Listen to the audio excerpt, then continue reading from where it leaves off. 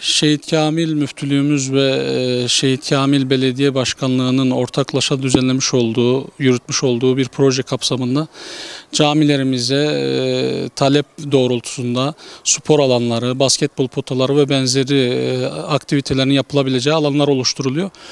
Bu konuda Haydi Gençler Camiye sloganından hareketle belediyemiz bu projeleri destekliyor. Bundan dolayı da vatandaştan, gençlerden olumlu tepki alıyoruz. Mesela biz daha önceki yaz kursunda daha az öğrencimiz varken bu yaz kursunda %100 oranında daha da sayı arttı. Bizim bulunduğumuz bölge itibariyle mesela çok sıkıntılı bir bölge ama buna rağmen burada öğrenci sayısını arttırdık. Biz bu sene burada yaklaşık 60 tane öğrenci Kur'an-ı Kerim'e geçti. Yani 2 ay gibi kısa bir yaz kursu döneminde 60 öğrenciyi Kur'an'a geçirmiş olduk. Bunda en büyük etken camimizde bulunan bu basketbol potası ve benzeri belediyemizin bize vermiş olduğu destekler. Gençler daha çok camiye meyletti. Çünkü burada hem Kur'an okurken hem de oynadılar, eğlendiler.